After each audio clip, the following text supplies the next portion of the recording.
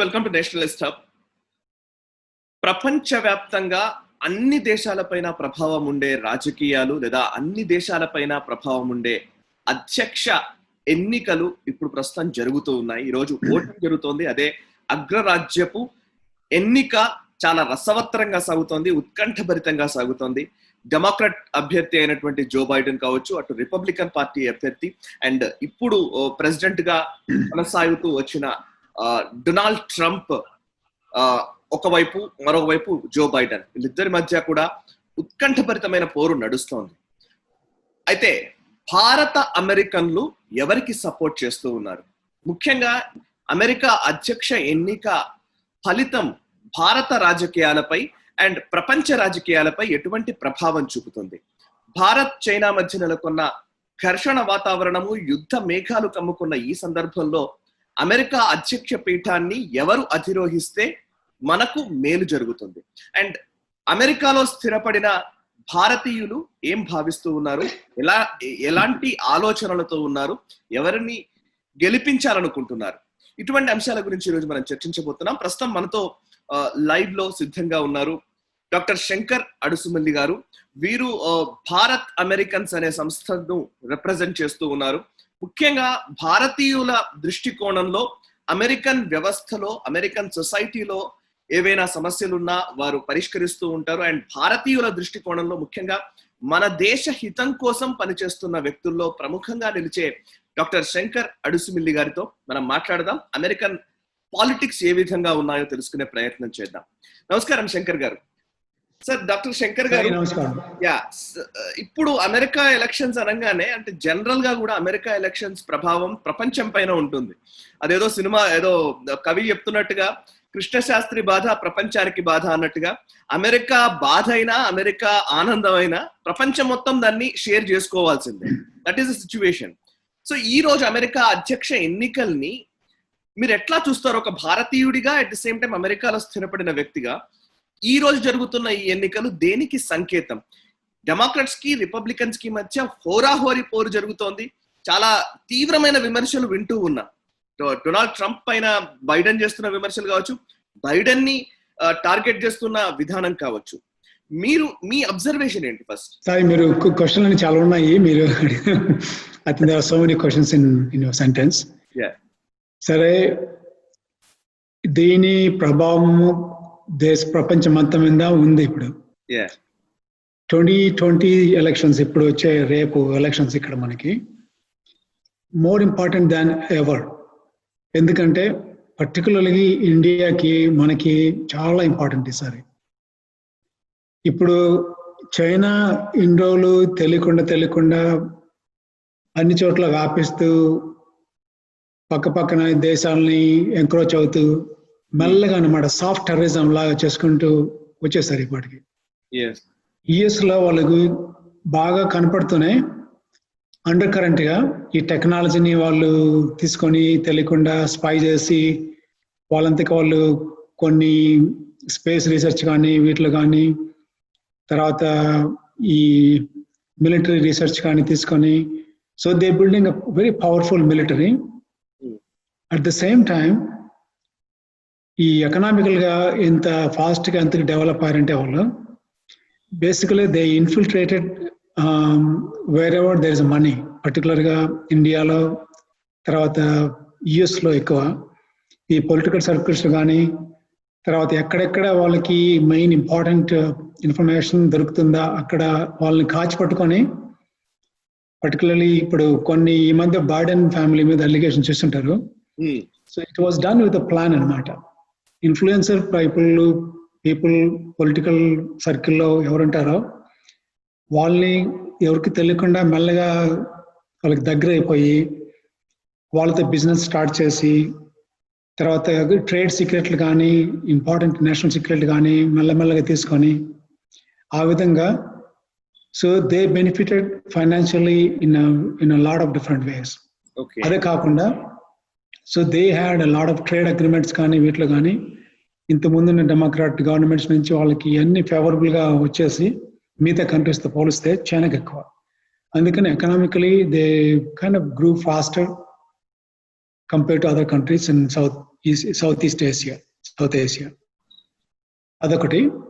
తర్వాత ఇప్పుడు almost they coming on par to America in terms of economic development. Okay. అంత fast grow అయ్యారు. ఈ మనీ రావడం వాళ్ళకి ఒకటి, మనీ ఒకటే కాదు, then they wanted to kind of almost colonize in the British చేసినట్టు they want to infiltrate all over the world అనమాట. ఆఫ్రికాకి వెళ్తున్నారు, ఈ నైరోబికి వెళ్తారు, అక్కడ ల్యాండ్ కొనేస్తారు అనమాట, వాళ్ళకి బ్రిడ్జ్లు కట్టిస్తారు, వాళ్ళ గవర్నమెంట్ తో పెట్టుకుంటారు, then they give loans to that other government and they will make them feel indebted, you know వాళ్ళకి అప్పు ఉన్నాం కదా అని ఫీలింగ్ క్రియేట్ చేస్తారు అక్కడ. తర్వాత ఇప్పుడు మన శ్రీలంకని ట్రై చేస్తున్నారు అట్లా. So they will go and invest some money and they will take advantage of that, till they take over, slowly put their military gani, their space gani. So while strategy etlundante ippudu very similar to Britishers in 300 years ago, 400 years ago. Every part of the world ki Britishers LIC aa country lo చచ్చుకుపోయి అక్కడ government బట్టి చేస్తున్నారు కదా, same thing they were doing right now, China. So ఇప్పుడు America elections ఎందుకు important అంటే, ఇంత ముందు previous governments అన్ని పర్టికులర్లీ డెమోక్రాటిక్ గవర్నమెంట్స్ తెలియకనే చైనాకి చాలా ఇచ్చేశారు.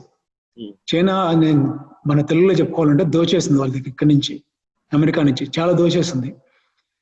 మంచి మంచి టాప్ యూనివర్సిటీలో ప్రొఫెసర్లుగా వెళ్తారు, రీసెర్చ్ గ్రాంట్ తీసుకుంటారు, రీసెర్చ్ ల్యాబ్లోకి వెళ్తారు. అక్కడన్నా America is known for research and development, top notch, దాంట్లో క్వశ్చన్ లేదు. ఎందుకంటే ఇంత ఎకనామిక్ డెవలప్ అయిందంటే రీసెర్చ్ అండ్ డెవలప్మెంట్ వీళ్ళు పెట్టే ఎఫర్ట్స్ కానీ మనీ కానీ ట్రెమెండస్. అది మనం మ్యాచ్ కావడానికి చాలా రోజులు పడుతుంది. అది ఆ టాప్ నాచ్ రీసెర్చ్ మెటీరియల్స్ అన్ని చైనా ముందు ఎత్తుకుపోయాలన్నమాట. అంటే ఆల్మోస్ట్ థెఫ్ట్ లాగా, ఇంటలెక్చువల్ థెఫ్ట్. తీసుకెళ్ళడమో అక్కడ క్రియేట్ చేసుకోవడం, ఎందుకు క్రియేట్ చేసుకోవడం, ఆ విధంగా అనమాట. So they had their agents, professors in all the top universities. And then political circles లో లాబీ చేయడం. లాబీ ఎట్లా అంటే, ఈ మన వీపీ ఉన్నాడు కదా ఇప్పుడు, he's running for president Biden. ఆయన బంధువులతో వాళ్ళు బిజినెస్ చేశారు. Chinese, one of the Chinese bank. ఇప్పుడు అన్ని తెలుస్తున్నాయి ఇప్పుడు అన్ని, but the press, the media here is not letting it to come out. అది ఉన్న విషయాలు తెలుస్తాయి ఇంకా ముందుగా మనకి. So in other words, political circle బాగా డీప్గా వెళ్ళిపోయారు వాళ్ళు. తర్వాత మెయిన్ టాప్ యూనివర్సిటీస్ డీప్గా వెళ్ళిపోయారు. రీసెర్చ్ ఎక్కడెక్కడ ఇంపార్టెంట్ అక్కడ వెళ్ళిపోయారు. అండ్ దెన్ ఆ మెటీరియల్ తీసుకొని ఈ క్యాన్సర్ డెవలప్మెంట్ కానీ, తర్వాత మెడికేషన్స్, న్యూ మెడికేషన్స్ కానీ, పర్టికులర్లీ స్పేస్ టెక్నాలజీ కానీ, తర్వాత ఐటీ ఇండస్ట్రీలో హ్యూవే ఉంది కదా మెయిన్ టెలికామ్ ఇండస్ట్రీ. ఆల్మోస్ట్ ఇక్కడ టాక్ వచ్చేసి 90% of their technology was a theft.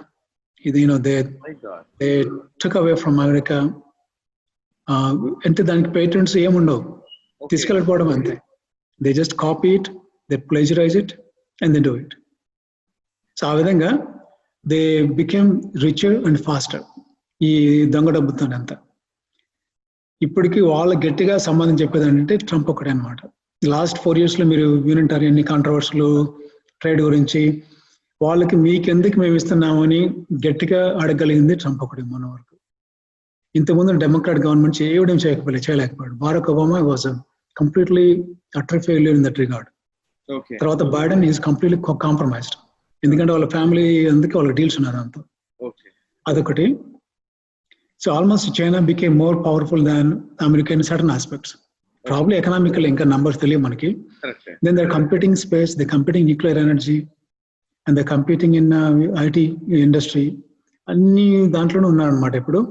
Now they are coming around the world and grabbing all the other countries, small countries. So ఆ విధంగా తెలిస్తే going forward US president next 4 years లో ఎవరుంటారో వాళ్ళు strong గా చైనాని oppose చేయగలిగి, వాళ్ళని contain చేసి, వాళ్ళని అక్కడ పెట్టాలి అక్కడ పెట్టేసి, ఈ లీక్స్ కానీ ఈ ఇంటలెక్చువల్ థెఫ్ట్ కానీ కంప్లీట్ గా ఆఫ్ చేసేసి మేక్ దెమ్ అకౌంటబుల్, రెస్పాన్సిబుల్. అది చేయగలిగేది ఎవరు ఇప్పుడు? They no way Biden can do it because is compromised already. And he was here in Washington for 47 years. They have not done anything. వాళ్ళ కళ్ళ కిందనే జరిగిపోయాయి కదా ఇవన్నీ. He was VP for 8 years. Obama president for 8 years. వాళ్ళ కళ్ళ ముందరే ఇవన్నీ జరిగినాయి. అందుకని next elections Biden వచ్చాడనుకోండి, it's going to be disaster for America, particularly ఇండియాకి. సో మీరు చాలా క్లియర్ గా ఎక్స్ప్లెయిన్ చేశారు చైనా ఎంత దోచుకొని ఎలా వాళ్ళ డూప్లికేట్ వస్తువులు అంటే బ్రాండ్ కి ఇంకొక బ్రాండ్ ఎందుకు ఎలా దొరుకుతుంది అని అంటే దిస్ ఇస్ ద రీజన్ మీరు చెప్పినట్టుగా డెవలప్మెంట్ అనేది తీసుకుంటాను. సో ఇప్పుడు నేను ఒక ప్రశ్న అడుగుతాను. మామూలుగా భారతీయ అమెరికన్స్ అమెరికాలో స్థిరపడ్డ భారతీయులందరూ కూడా గతం నుంచి కూడా దశాబ్దాలుగా డెమోక్రాట్లని ఎక్కువగా సపోర్ట్ చేస్తుండే వాళ్ళు అనే మాట ఎక్కువగా వింటూ ఉంటాం. ఈసారి దానికి భిన్నంగా కనబడుతున్నట్టుగా పరిస్థితులు చూస్తుంటే అర్థమవుతోంది. సో కొంత రిపబ్లికన్స్ వైపు ఎక్కువగా భారతీయులు మొగ్గు చూపుతున్నట్టుగా అట్లాంటి పరిస్థితులు కనబడుతున్నాయి. Is it right? నేను ఎందుకంటే ముఖ్యంగా సౌత్ ఇండియన్స్ ఎక్కువగా డెమోక్రాట్స్ ని ఆరాధిస్తూ ఉంటారు అనే మాట కూడా వింటూ ఉంటాను. మీ ఒపీనియన్ ఏంటి అసలు అక్కడ? అదే సాయి, హిస్టారికల్ గా డెకేడ్స్ నుంచి ఎందుకో మనకు డెమోక్రాట్స్ అంటే వాళ్ళు ఇండియాకి ఫేవర్ అని భ్రమలో ఉన్నారు వాళ్ళు, మన చాలా మంది.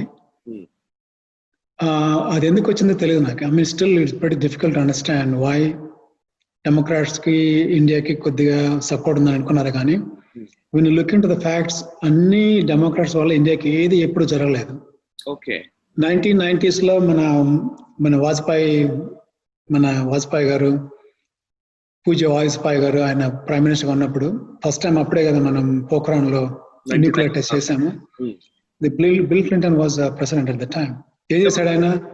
అన్నిటిని తీసాడు కదా, శాంక్షన్లు అన్ని పెట్టేశాడు. శాంక్షన్లు, ఎకనామిక్ శాంక్షన్ పెట్టి, ఎక్స్పోర్ట్స్ కి శాంక్షన్లు పెట్టి, ఇంపోర్ట్స్ కి లేకుండా చేసి, తర్వాత స్పేస్ ఎయిడ్ అన్ని ఆఫ్ చేసేసాడు. తర్వాత ఈ యునైటెడ్ నేషన్స్ కౌన్సిల్ కూడా వాళ్ళకి కూడా అన్ని బాగా చేయించాడు. మిగతా కంట్రీస్ కూడా హెల్ప్ లేకుండా చేశాడు ఆయన. తర్వాత ఇండియాకి మిగతా ఇంటర్నేషనల్ బ్యాంక్ లోన్ తీసుకోకుండా కూడా అడ్డం వచ్చాడు అనమాట. So he was very negative to India and India's aspirations, India's goals. కానీ అప్పుడు బిల్ క్లింటన్ అదే అతనే he passed bill in Congress under his guidance. ఇండియాలో మన హ్యూమన్ రైట్స్ వయలేషన్స్ వస్తున్నాయని వాళ్ళు స్టార్ట్ చేశారు అప్పుడు కాశ్మీర్ గురించి. ఈ విధాలకి కాశ్మీర్లో ఏమీ తెలియదు. They don't know anything about Kashmir. Demographics లో ఎవరు ఉంటారు, ఎక్కడ మామూలు ప్రజలు అంటే ఎలా ఉంటారో కూడా తెలియదు వీళ్ళకి. All they were kind of backed by Pakistan. మొన్నటి వరకు ట్రంప్ వచ్చే వరకు పాకిస్తాన్ వర్ గెటింగ్ కోస్ట్ to 4 to 6 billion every year. Aid అనమాట. ఎయిడ్ ఎందుకంటే వాట్ ఆర్ ద హెల్ప్ అంటారు. I mean no one can understand why they giving money to Pakistan. Pakistan, they manufacture terrorists. They'll send you all over the world, and they are the one who trained so many other terrorists. Not only man attack cheyakunda vaadu bin Laden akkade unnadu kada mana varaku. I mean until he was assassinated. So alanti one all పోషిస్తూ ఉంటే వీళ్ళు America వేసి వాళ్ళకి ఇవ్వడం. ఎప్పుడు అది ఇచ్చింది ఎవరు? డెమోక్రాట్స్. ఫస్ట్ ట్రంప్ రాగానే he took it away. Trump కదా స్టాప్ చేసింది ఆ వేడిని పాకిస్తాన్కి. సో ఆ విధంగా Democrats always pro Muslims, pro radical Muslims, pro Pakistan and pro China. ఇండియాకి వాళ్ళు చేసింది ఎప్పుడు లేదు. తర్వాత when you come to some of the issues, burning issues in India, Kashmir తీసుకోండి. ప్రతి ఒక్క డెమోక్రాటిక్ ప్రెసిడెంట్ కానీ క్యాండిడేట్ కానీ మొన్న సెనెట్లు వీళ్ళు కూడా అందరూ హ్యూమన్ రైట్స్ వైలేట్ చేస్తున్నారు ఇండియాలో అందరూ అనేవాళ్ళే, కామెంట్ చేసేవాళ్ళే. కాకపోతే ఈ వెధవులకి ఒక్క విషయం తెలియదు కాశ్మీర్ గురించి. కాశ్మీర్ లో జెనోసైడ్ అయింది. అక్కడి నుంచి హిందూస్ ఆల్మోస్ట్ మన ఇజ్రాయెల్ నుంచి అప్పుడు వచ్చారు, జ్యూస్ ని చేసినట్టు ఇజ్రాయెల్ అంతా వచ్చేసారు కదా అక్కడి నుంచి, జర్మనీ నుంచి. ఆ వచ్చినట్టు పాపం మన కాశ్మీర్ పండిట్స్ అంతా they had to leave Kashmir కదా. తర్వాత 500,000 తెలిసి ఉంటుంది మీకు అంతమందిని ప్రాణాలు పోయే వాళ్ళందరికీ. అవన్నీ చేసి కూడా Kashmir is nothing but just a bunch of terrorists sitting there, and then they create all the terrorism, the export terrorism. Walni వీళ్ళు హ్యూమన్ రైట్స్ వైలేట్ అండ్ వీళ్ళగా చూస్తారనమాట. అంటే హ్యూమన్ రైట్స్ వైలేట్ అయ్యి బాధపడుతున్న ప్రజలుగా చూస్తారు వీళ్ళు, ఏమి తెలియకుండా. మొన్నటి కొన్న ఈమె కూడా హారిస్ ఉంది కదా, కమలా హారిస్, ఆమె కూడా అదే మాట ఉంటుంది. బైడెన్ అదే మాట ఉంటుంది. Every democratic candidate and has made comments about Kashmir issues without knowing any facts. So they're almost always consistently for the past several decades pro-Pakistan, pro-China, anti-India, particularly anti-Hindu. Okay. So now ఇప్పుడు ఏమవుతుందంటే Trump వచ్చిన తర్వాత he took away that Pakistan aid and he is the first president to say radical Islam అని గట్టిగా చెప్పగలిగి వాళ్ళంతా world కి ఎంత threat ఉంది ఇస్లాం దీని వల్ల రాడికల్ ఇస్లాం వల్ల చెప్పగలిగింది అతను అక్కడే ధైర్యంగా. సో ఆ విధంగా మన ఇజ్రాయెల్ కి క్లోజ్ అయ్యి ఇండియా క్లోజ్ అయింది. ఫిలసాఫికల్ గా కానీ when you think about moral support గా కానీ ఈ రిపబ్లికన్ తర్వాత ట్రంప్ నుంచి ఫస్ట్ టైం చూస్తున్నాం అది లాస్ట్ 4 years లో. ఓకే. అందుకని నేషనలిస్టిక్ ఐడియా ఉన్న చాలా మంది ఇక్కడ Indians there all most of them start supporting ఇది రిపబ్లికన్ పార్టీగా ట్రంప్ కానీ ఇయర్ మరి ఎక్కువ.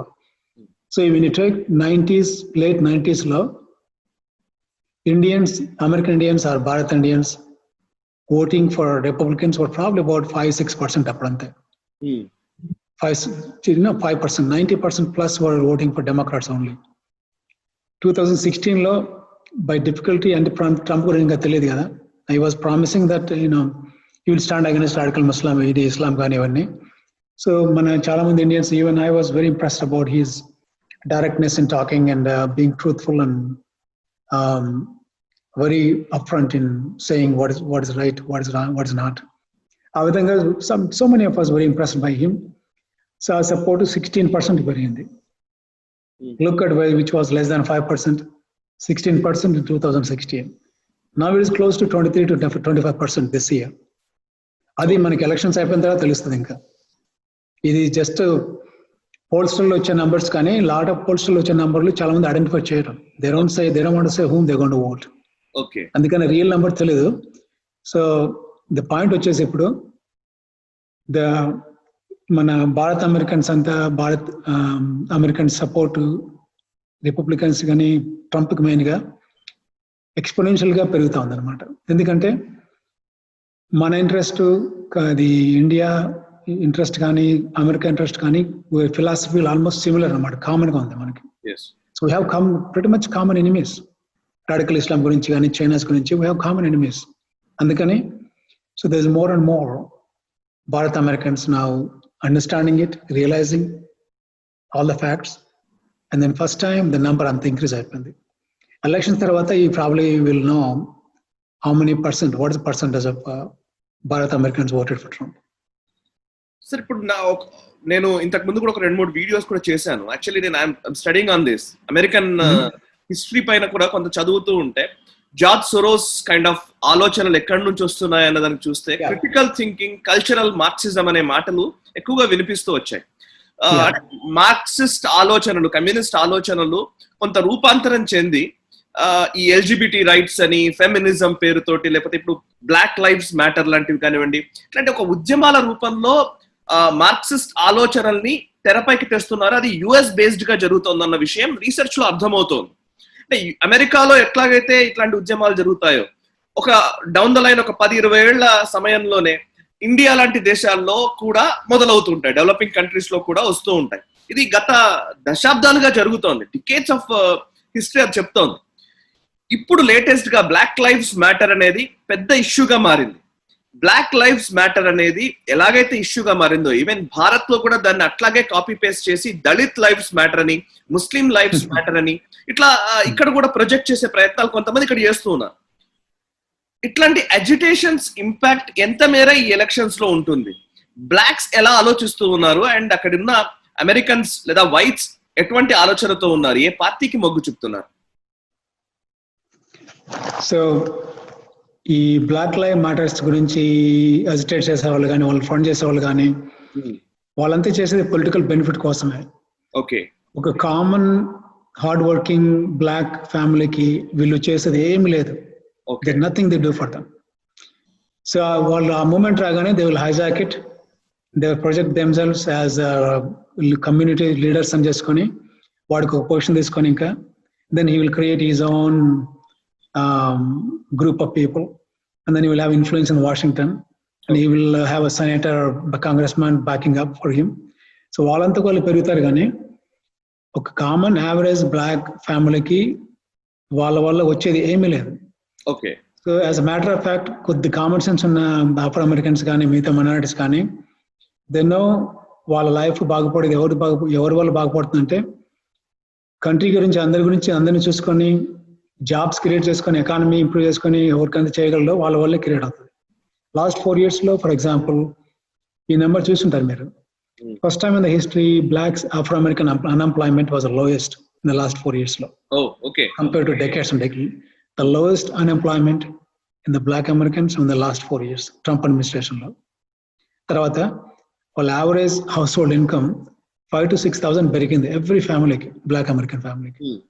ఆ విధంగా so one you take about వాళ్ళకి సెక్యూరిటీ కానీ ఎకనామిక్ కానీ ఆలోచిస్తే ఎక్కువ బెనిఫిట్ అయింది ఈ ట్రంప్ లాంటి అడ్మినిస్ట్రేషన్ ఇచ్చే వాళ్ళకి. ఈ బ్లాక్ లైఫ్ మ్యాటర్స్ లో అందరూ వాళ్ళు పొలిటికల్ గెయిన్ చేసే వాళ్ళమే. ఈ ఇండియాలో కూడా ఈ దళితుల గురించి ఎవడన్నా చేశాడు అనుకోండి, వాడెవడో ఉంటాడు పనికి మాలిన లీడర్ ఉంటాడు. Then you wants to have a political career, politician అవుతా అంటాడు. వాడికి ఒక సీట్ కావాలి, వాడికి ఇన్ఫ్లుయెన్స్ కావాలి, వాడికి బిల్ బోర్డ్స్, వాడికి మళ్ళీ పూలమాలలు వేసేవాళ్ళు. సో దాని సేమ్ మెంటాలిటీ అక్కడ.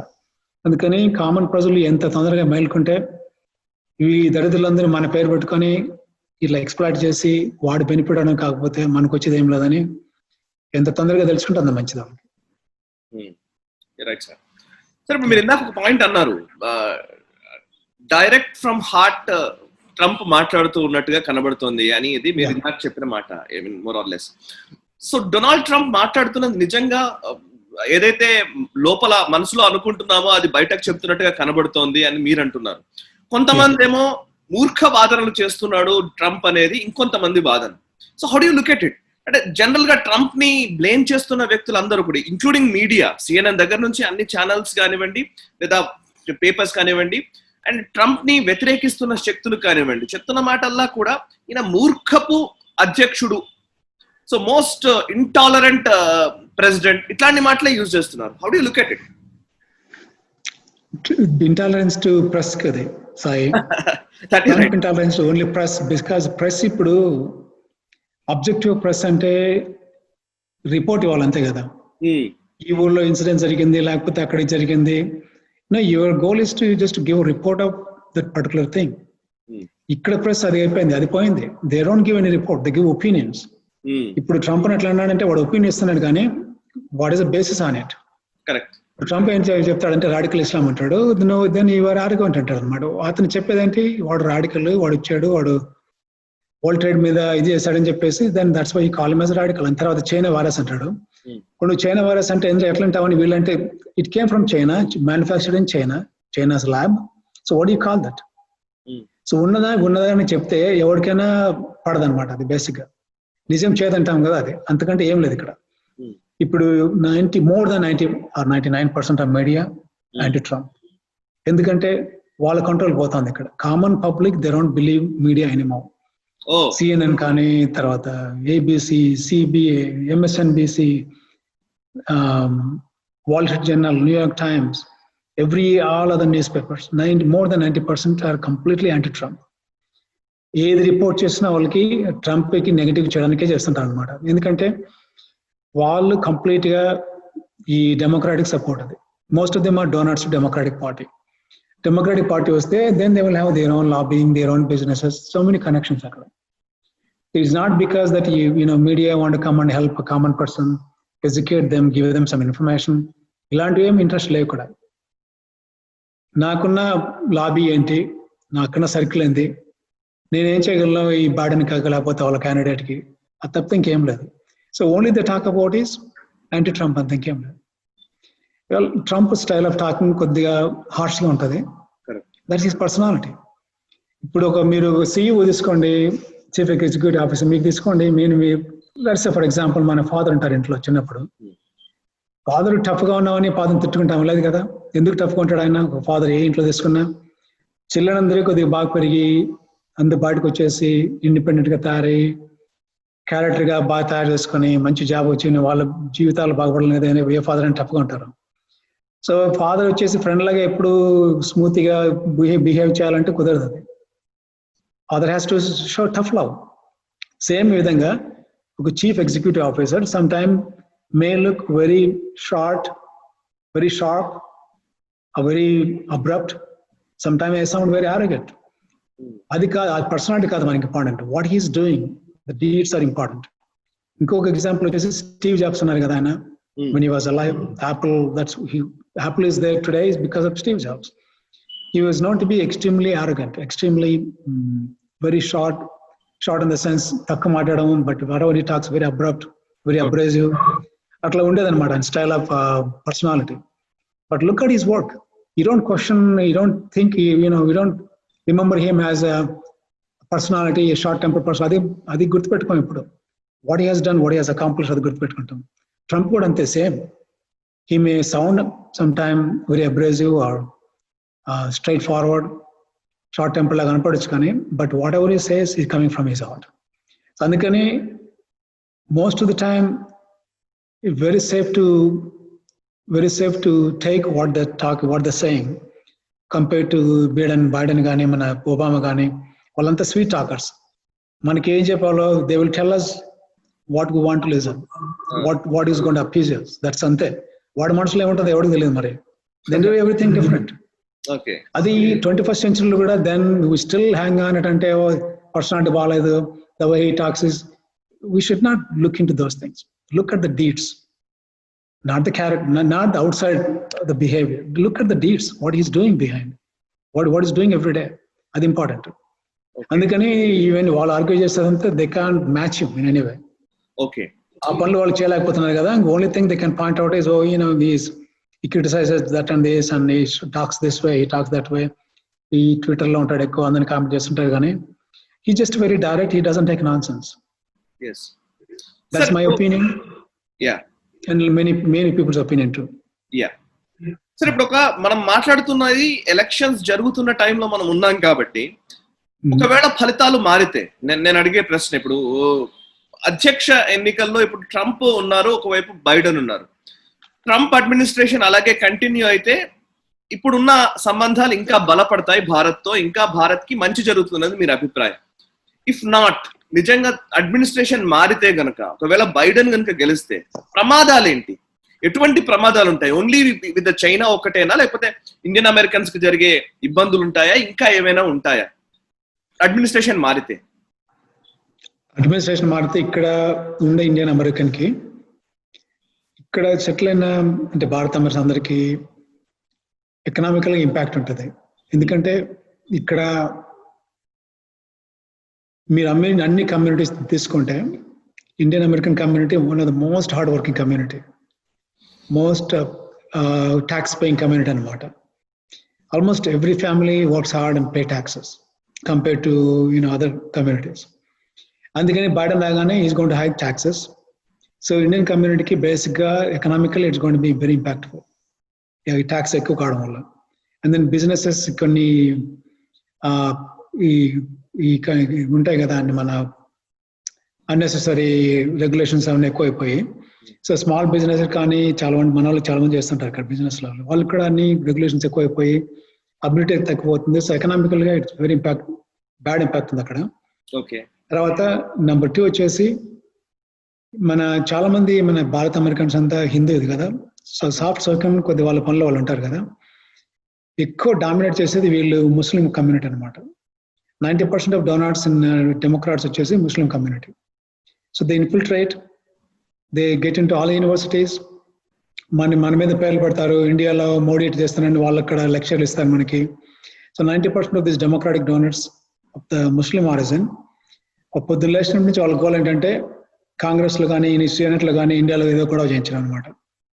సో అక్కడ there is very big danger, biggest threat వచ్చేసి the part of Democratic Party, which is handled by radical Muslim group from all over the different countries. Okay. They're going to work very strongly against India through US government. ఈ Biden వచ్చాడు అనుకోండి, Biden, కమలా Harris, వీళ్ళందరూ pro Pakistan, pro ముస్లిం, మనకి చాలా tough గా ఉంటుంది అప్పుడు ఇక్కడ, ఇంక్లూడింగ్ ఇంటర్నేషనల్ గా మోడీ మీద అది కానీ మన ఇండియా గురించి యాంటీ చేయడానికి చాలా చేస్తారు ఇక్కడ, త్రూ యునైటెడ్ నేషన్స్ నుంచి కానీ, తర్వాత కామన్ అగ్రిమెంట్స్ ఉంటాయి కదా, ట్రేడ్స్ అగ్రిమెంట్స్ కానీ, ఈ హ్యూమన్ రైట్స్ గురించి ఏదో మాట్లాడుతూ, ఏం తెలియకుండా కాశ్మీర్ గురించి మాట్లాడుతూ. So we going to have lot of challenges, అదొకటి. తర్వాత నెంబర్ 2 ఇంపార్టెంట్ థ్రెట్ వచ్చేసి చైనా నుంచి. China will be like a mad dog అంతే. చిన్నప్పుడు ఉంటాం కదా, ఇది మన రేబీస్ కుక్క అట్లా తిరుగుతుంటాయి. China behaviour is almost same. South China Sea అంతా తీసుకుంటా ఉంది. They are going after Sri Lanka తీసుకోవడానికి, తర్వాత నేపాల్, తర్వాత Bhutan. So what all the countries around India, China trying to influence dum. తర్వాత మన బార్డర్లోకి వస్తా ఉంది ఇప్పుడు. గల్వాన్ వ్యాలీలో వచ్చారు మొన్న. So they are infiltrating us, they are kind of threatening us to take over more and more land from us. So చైనాకి మనకి చాలా థ్రెట్ ఉంది అప్పుడు చైనా నుంచి. అండ్ దెన్ ఆటోమేటిక్లీ పాకిస్తాన్ నుంచి, ఎందుకంటే China helping Pakistan right they. So ఇండియాకి they are 2 main impacts, negative impacts ఈ డెమోక్రాట్లు వస్తాయి ఇప్పుడు. ఒకటి వచ్చేసి ఇక్కడ ఈ ముస్లిమ్స్ ఇన్ఫ్లుయెన్స్ ఎక్కువ అయిపోయింది డెమోక్రాటిక్ పార్టీలో. They going to play all kind of games in every possible field. Trades కానీ, యునైటెడ్ నేషన్స్లో కానీ, పబ్లిక్ ఫోరమ్స్లో కానీ, యూనివర్సిటీస్ కానీ, హిందూస్ని ఎంత సపరేట్ చేయాలని చేస్తే అది చేస్తారు. అదొకటి. నెంబర్ 2 ట్యాక్సెస్, ఎకనామికల్గా బాగా ఇంపాక్ట్ అవుతుంది. నెంబర్ 3 వచ్చేసి China, there is nothing to stop China ఈ పిలుస్తారు. So 3 major important things. అందుకని నేను ఇక్కడ రోజు మాట్లాడుతున్నాను అదే మన వాళ్ళతో ఇక్కడ. My humble request is to explain them, these are the realities, these are the things what we're going to face in the future. So think and vote అని చెప్తున్నాను అందరికి. చాలా మంది మాట్లాడుతున్నాము. So I'm hoping that most of our people really think and vote. I'm hoping that Donald Trump will win tomorrow. Oh, okay. So Donald Trump గెలవడం అనేది ఇప్పుడు నిజంగా భారత్ కి అవసరంగా కనబడుతోంది సార్. మీరు చెప్పిన తూర్పు లదాఖ్ లో నేను కూడా మొన్న లదాఖ్ లో వెళ్ళి వచ్చినప్పుడు కనిపిస్తుంది అంటే వార్ సిచ్యువేషన్ చాలా స్పష్టంగా కనబడుతోంది. మనము మన యుద్ధ ట్యాంకుల్ని బట్టి పెట్టాము, అటు చైనీస్ ఇన్కర్షన్స్ పెరుగుతున్న టైం ఇది. సో ఈ ఎలక్షన్ ఒకవేళ అధ్యక్ష మార్పు జరిగితే మళ్ళీ యుద్ధం ఖచ్చితంగా మీరు అన్నట్టుగా రేబీస్ కుక్కలాగా చైనా మీద పడడం ఖాయం. సో వాటెవర్ మన వాళ్ళు రెడీగా ఉన్నారు డిఫెండ్ చేయడానికి, బట్ ఇంటర్నేషనల్ ప్రెషర్ అనేది చైనాకి తగ్గుతుంది.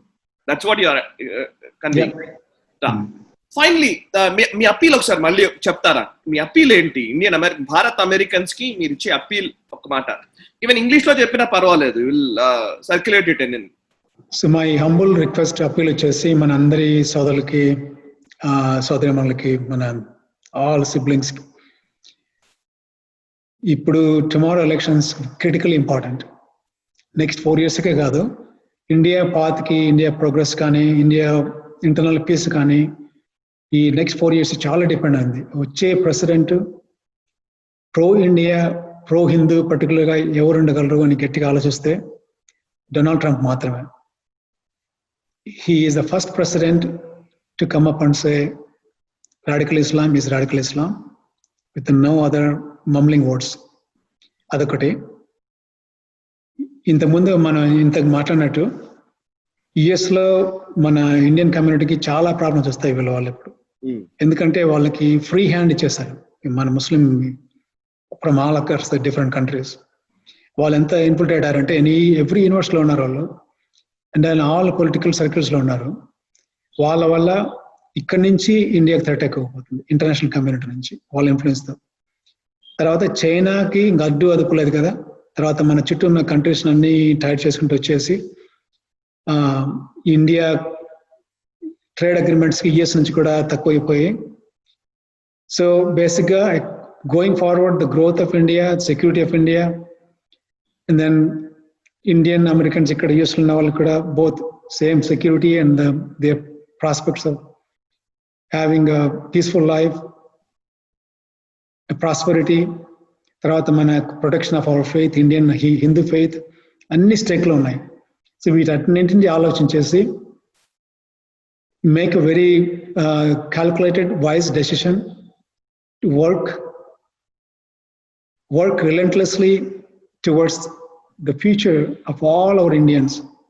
ఇక్కడ కాకుండా ఇండియాలో కూడా వెరీ ఇంపార్టెంట్. ఇండియా పీస్ఫుల్గా ఉండగలిగితే హోల్ వరల్డ్ కూడా అంతా పీస్ఫుల్గా ఉంటుంది. Same thing with America strong గా పీస్ఫుల్ గా ఉండి చైనా లాంటి కంట్రోల్ని చేయగలిగితే ఇండియా కూడా పీస్ఫుల్ గా ఉంటుంది. అందుకని ఇట్స్ వెరీ ఇంపార్టెంట్ దట్ ఈ ఎలక్షన్స్ లో రేపు ప్రెసిడెంట్ వచ్చేసి pro India, pro Hindus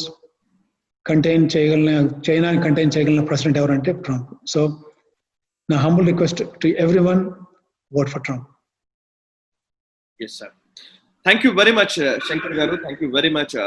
so మీరు ఆశిస్తున్నట్టుగా డొనాల్డ్ ట్రంప్ అడ్మినిస్ట్రేషన్ కంటిన్యూ అవ్వాలని, ట్రంప్ మరోసారి అధ్యక్షుడిగా ఎన్నిక అవ్వాలని మనం కూడా కోరుకుందాం. Because in the interest of India ఇప్పుడున్న పరిస్థితుల్లో డొనాల్డ్ ట్రంప్ కంటిన్యూ అవడమే మనకు చాలా శ్రేయస్కరము. సో ఆ దిశగానే భారతీయ అమెరికన్లు ఆలోచించాలని నేను కూడా విజ్ఞప్తి చేస్తూ ఉన్నాను. Thank you very much sir. తప్పకుండా సాయి, ఇంకోటి లాస్ట్ ఒక డిస్క్లోజర్ చెప్పండి సార్. అంటే కొంతమంది చూసేవాళ్ళు, ఒకవేళ మన ప్రోగ్రామ్ చూసిన వాళ్ళు రేపు డిస్ప్లే చేసినప్పుడు అనుకోవచ్చు ఈయనకేమైనా పొలిటికల్ ఇంట్రెస్ట్ ఉన్నాయేమో, మేబీ టాకింగ్. నో, నేను ఇండిపెండెంట్ అన్నమాట. I'm completely independent. I'm not Republican, I'm not Democrat. I don't want to be in either of them. I will support whoever supports India and Hindus. That's it, period. తర్వాత China is a poison to the rest of the world. Correct. ఈ corona virus they manufactured it, the rest of the world, the whole world is suffering because of them. చైనాలో press లేదు, ఒక మాట్లాడే వాళ్ళు లేరు, అడిగే వాళ్ళు లేరు, అపోజిషన్ లేదు. No one knows what goes on inside. Common people అక్కడ కూడా సఫర్ అవుతుంటారు. So it's a mad dog, rabid dog. Someone need to contain it. Only 2 countries can contain China, India and US. నా interest అంత అంతే, ఇంకేం లేదు నాకు. whoever democratic republic who can do it, I'll vote for them, I'll support them. తర్వాత నాకు political interest అంటే ఏమి లేదు. I work like 70-80 hours every week as a surgeon, and I just give money whomever need, contributions to good cause. Yes. So I don't need any income from politics. ఏమి లేవు. Yes. So I'm a pure independent, just wishing the best for all good humans, particularly India and US. Thank you, Sai. Thank you very much, sir. Thank you all. Very much. Yeah. చాలా మంచి clarity ఇచ్చారు మీరు. Political ఇంట్రెస్ట్లు అసలు అక్కర్లేదు. దేశం అనే concept, దేశ హితం కోసం ఆలోచించడం అనేది ఇంపార్టెంట్. సో ఈవెన్ నేషనలిస్ట్ కూడా ఖచ్చితంగా మీరు చెప్తున్న మాటల్ని ఖచ్చితంగా మేము స్వీకరిస్తున్నాము. అండ్ అట్ సేమ్ టైం దీన్ని 10 మందికి పంచే ప్రయత్నం కూడా చేస్తాము. అండ్ మీలాంటి వ్యక్తులు, జాతీయవాదాన్ని ప్రోత్సహించే వ్యక్తులు ఇంకా పెరుగుతూనే ఉండాలి. అండ్ బికాస్ మాలాంటి ఔత్సాహికులకి, యంగ్స్టర్స్ కి మీరు దిశానిర్దేశం చేస్తున్నారు. You're supporting us. Really thank you very much sir. Thanks a lot. So మీరు చెప్తున్నట్టుగా డొనాల్డ్ ట్రంప్ మళ్ళీ అధ్యక్షుడిగా కొనసాగాలని మనం కోరుకుందాం డెఫినెట్లీ. అండ్ ఈ వీడియో చూసిన ప్రతి ఒక్కరూ కూడా అట్లీస్ట్ మీకు తెలిసిన వ్యక్తులకి, అంటే ఓటును వినియోగించుకునే అవకాశం ఉన్న వ్యక్తులకి షేర్ చేసే ప్రయత్నం చేయండి. అండ్ అట్లీస్ట్ ఇప్పుడైనా సరే మనం ట్రంప్ కోసం మాట్లాడే ప్రయత్నం చేద్దాం. బికాజ్ ఇది ఈ రోజు చాలా అవసరమైన సిచ్యువేషన్. ఎందుకంటే అమెరికా ఎన్నికలు ఎప్పుడో జరుగుతాయి, వాళ్ళ ఎన్నికలకు మనకేంటి సంబంధం అని అనుకోవడానికి వీల్లేదు. ఈ రోజు శత్రు దేశాలు చాలా కాచుకొని కూర్చుని ఉన్నాయి. వాళ్ళను నిలువరించాలంటే ట్రంప్ రావడమే శ్రేయస్కరం అనేది అందరి అభిప్రాయం. దీన్ని 10 మందికి రీచ్ చేయాల్సిన బాధ్యత మనందరిపైన ఉంది, జాతీయవాదులందరిపైన ఉంది. చూస్తూనే ఉండండి నేషనలిస్ట్ హబ్, మనసా వాచా కర్మణ, దేశహితం కోసం.